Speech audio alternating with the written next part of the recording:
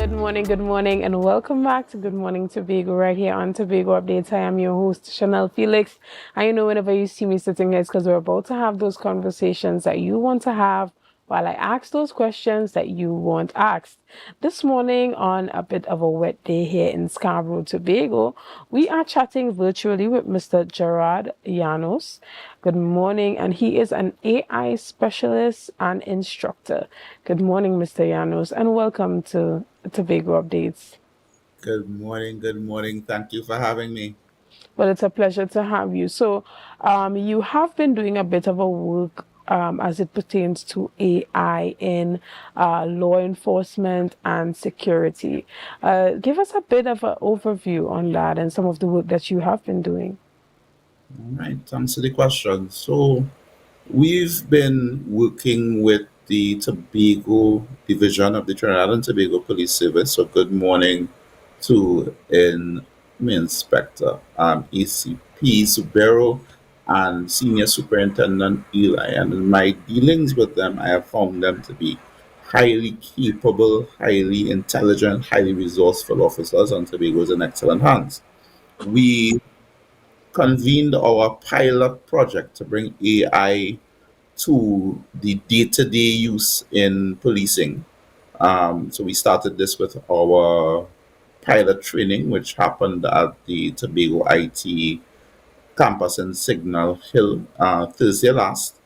And the cohort was very excited at all of the practical ways that people can use AI in the course of, just about any job, but especially as it relates to law enforcement and the law enforcement specific use cases that, really the delight in people's eyes was palpable when you could have seen that, this was real to them. This was actual reflection of the work that they did, and that they actually realized that the technology in their pocket, their smartphone, could assist in making Tobago a safer place. So, starting with that experience and moving outward with some other activities that would be a little less public facing, we want to see in practice how AI can positively impact safety on the island, as well as the profession of law enforcement, the vocation of law enforcement as a whole.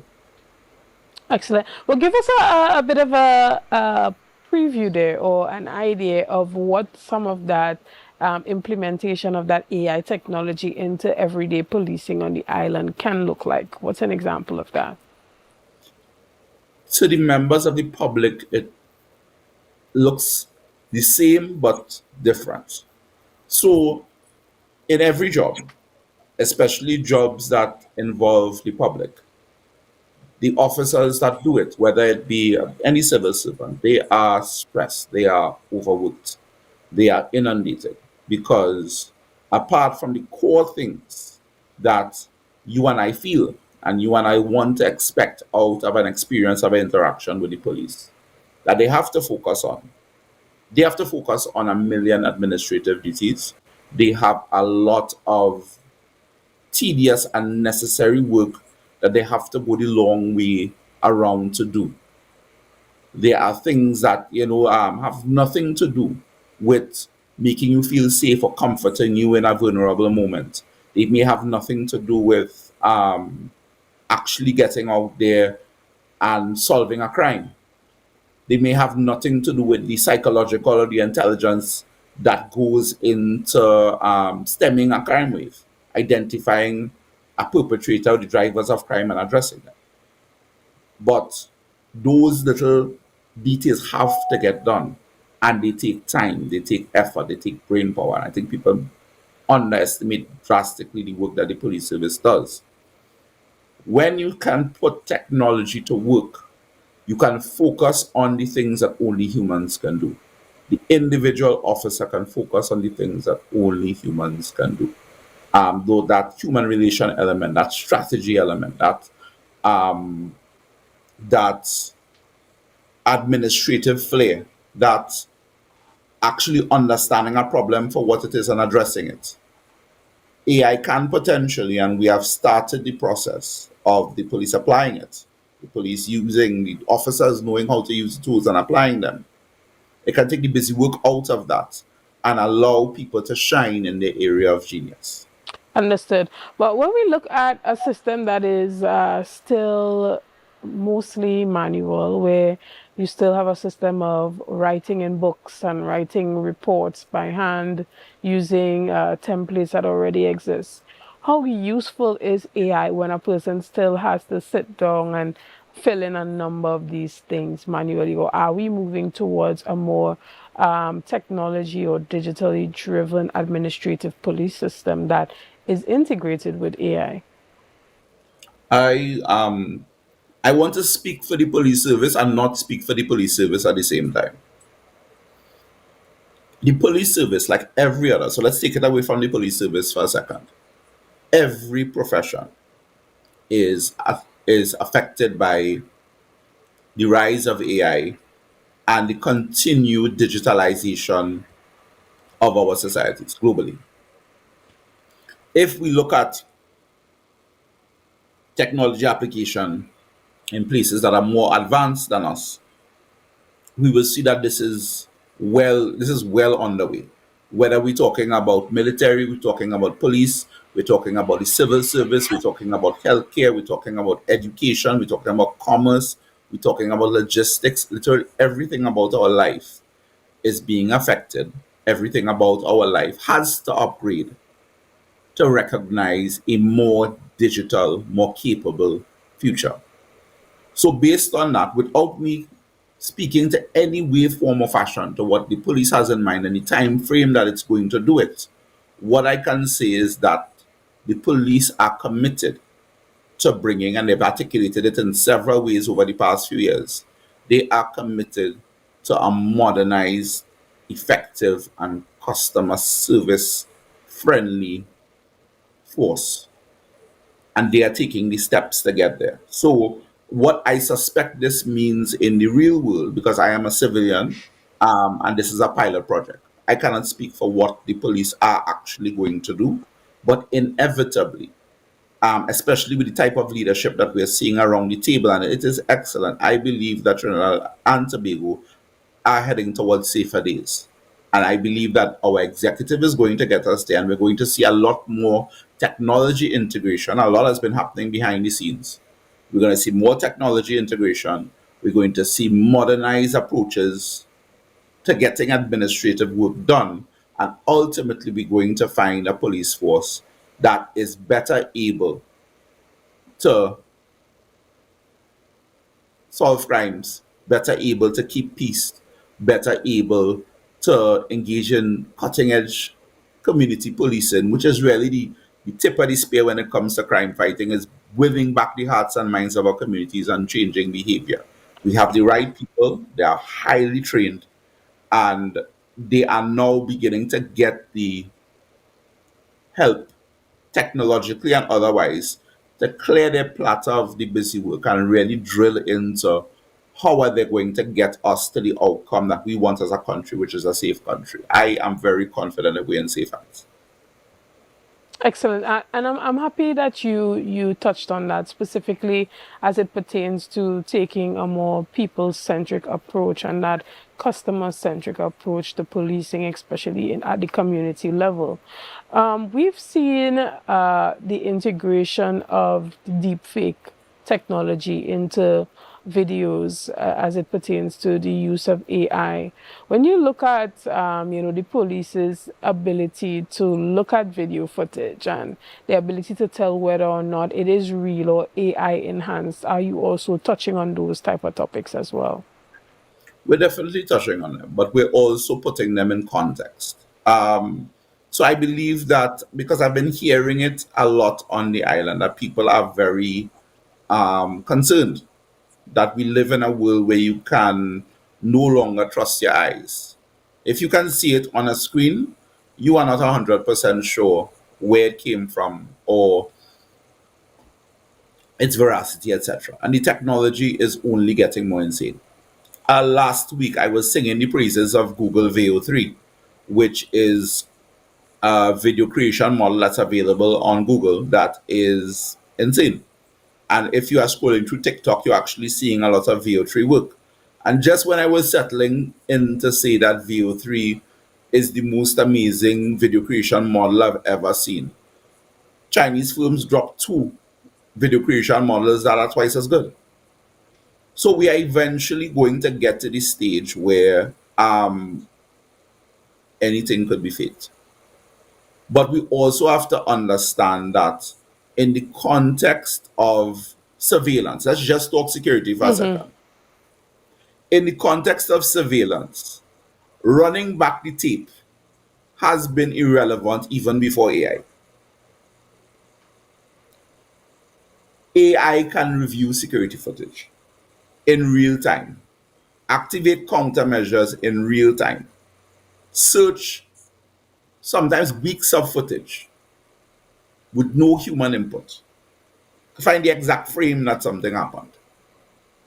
So, in the context of security, what we have is a situation where we are not properly utilizing the technology that's already there. Technology that, frankly, is old at this stage. It's not even new technology. So, I believe that, and this is what our role at GNC Labs is. We are GNC Labs training. And part of our job is we are consultancy and we're a training provider. We create training experiences and we do adoption consulting for different institutions. But a big part of our work is stimulating conversation. A big part of our work is mobilizing community stakeholders. I just want to say good morning to Mr. Whitlock at Keys Studios. I mean, he's created a fantastic platform with the Tobago X AI event this Saturday. And we are so grateful to him for allowing us to share his platform and add our viewpoint to some of those things that will be said in the panel discussion and even add our voice to some of the training elements of what we're doing. But that event is all Key Studios. It's an indigenously Tobago yet globally relevant AI education event. Oh, Kudos oh, to, kudos to Keys Studios. I am sure that people will be pounding down the door from all over the Caribbean and perhaps internationally to replicate the Tobago X methodology in different parts of the world, and that is what we see as wins. That we are now mobilizing different stakeholders in different spaces to take this seriously. Because the minute we start to take it seriously, I, as an AI expert, I'm out of a job because everybody will be able to take their own spin on how we use technology to bring their genius to life. excellent. And Mr. Llanos, we're just going to take a quick break right here and we'll be back with much more on this conversation. See you soon. Yes, ma'am. It's a brand new morning, rise up to a brand new day in Tobago is number Good morning, and welcome back to Good Morning Tobago right here on Tobago Updates. I have been chatting with Mr. Llanos, who is a AI specialist and instructor. Welcome back to Good Morning Tobago. Now, you spoke about what's happening on Saturday as it pertains to Tobago X. Are you going to be a part of those discussions? You are going to be presenting on Saturday. Yes, we are going to be part of the panel discussion and we would help coach some of the breakout sessions that will lead to the final presentation. All So right.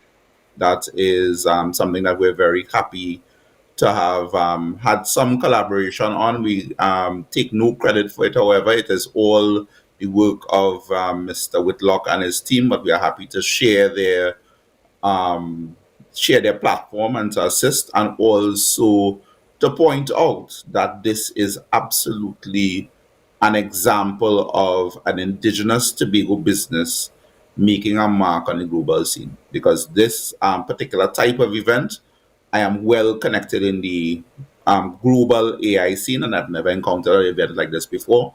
And some of my international people are looking on with great interest. I want to encourage not only Mr. Whitlock, but anybody else who has a very specific and very special slant on how they can bring AI into their work and their contribution to the world to look for ways and means to find a way to export those services.